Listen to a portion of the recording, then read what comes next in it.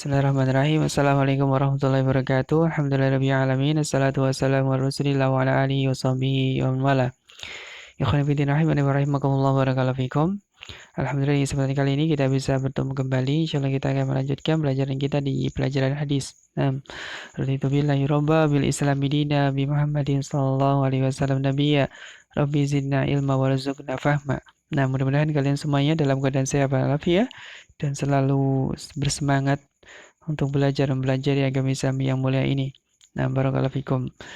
Baik, kita akan melanjutkan di pelajaran hadis. Sekarang kita masuk di pelajaran yang ke-7 tentang menahan marah. Nah, di buku kita ada pendahuluan, itu terjadi kebakaran ya. Ibarat adalah marah. Marah adalah seperti api ya, yang akan bisa menghanguskan ya apapun ya yang dilaluinya.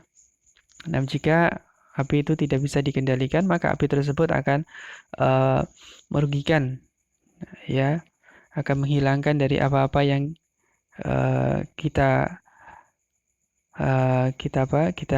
miliki.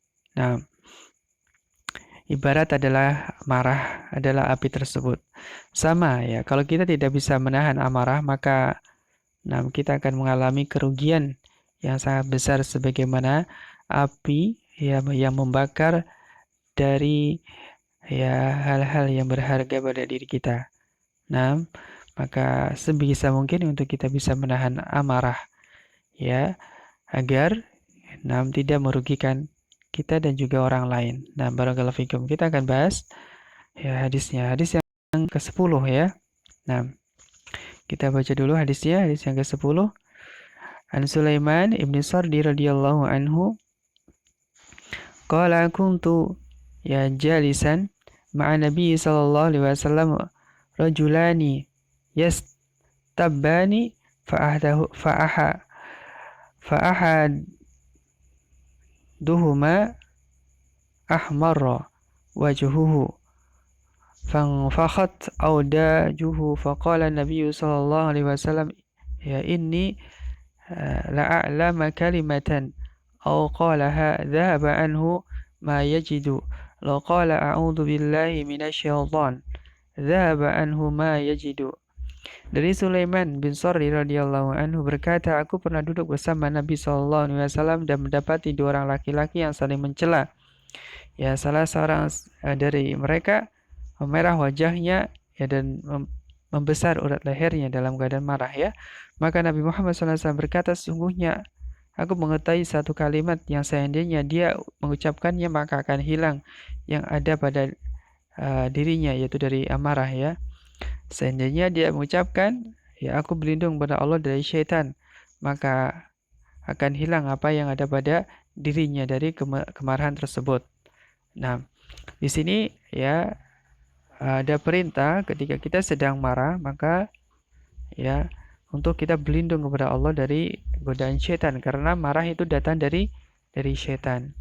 Bahkan marah tersebut merupakan pintu yang paling besar ya bagi syaitan untuk menguasai manusia.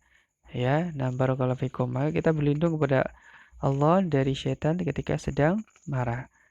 Kemudian hadis yang ke-11, An Abi Hurairah radhiyallahu anhu anna Rasulullah sallallahu alaihi wasallam qala laisa syadidu bisur'ah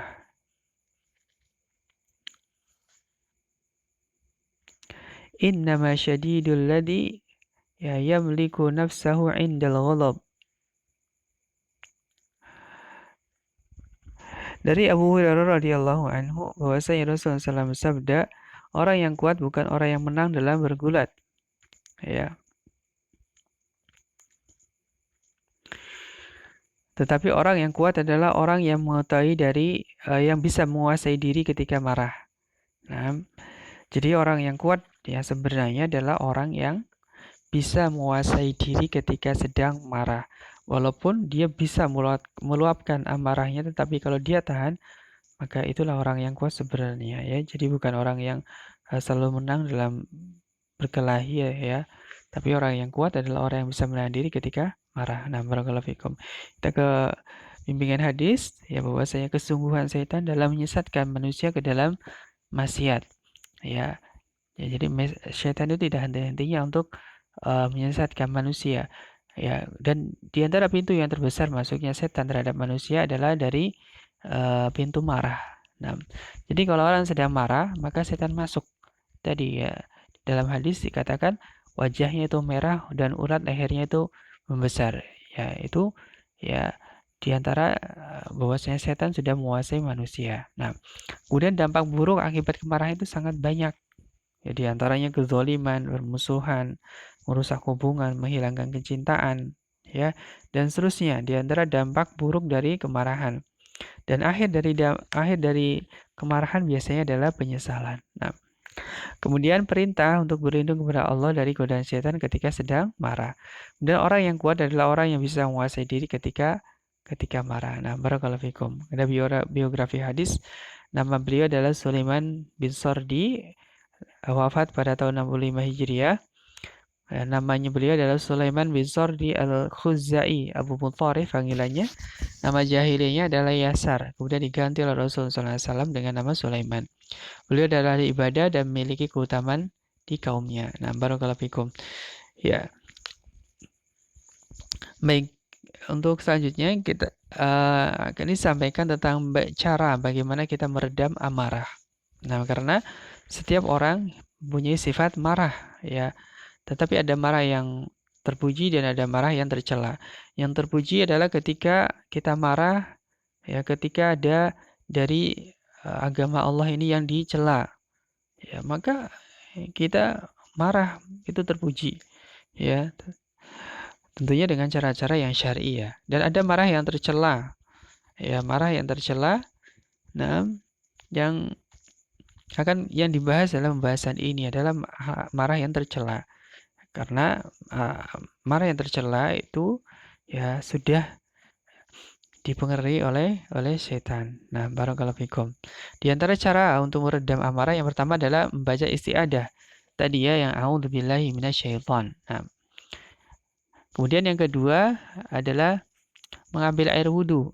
Ya, sebagaimana dikatakan dari Atiyah As-Sa'di radhiyallahu anhu berkata, Rasulullah SAW bersabda, sesungguhnya amarah itu dari setan dan setan diciptakan dari api.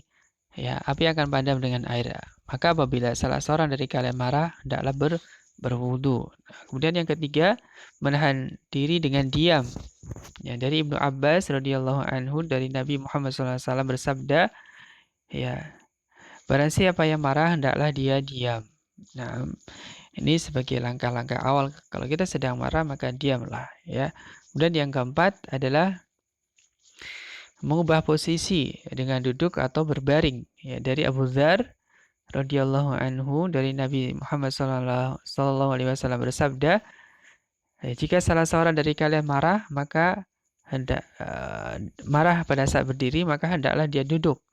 Ya, kalau belum pergi marahnya, hendaklah dia berbaring.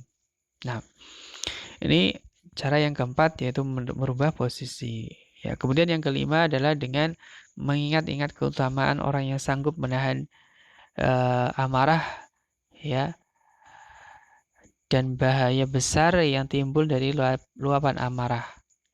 Nah, jadi langkah yang kelima adalah kita mengingat keutamaan orang-orang yang bisa menahan marah. Di antara keutamaannya adalah sebagaimana dikatakan dari sahabat Mu'ad bin Jabal radhiyallahu anhu, ya Rasulullah SAW bersabda, barang siapa yang menahan amarahnya padahal dia mampu untuk meluapkannya, maka Allah akan memanggilnya di hadapan para makhluk pada hari kiamat, ya, untuk memberinya pilihan bidadari yang ia inginkan.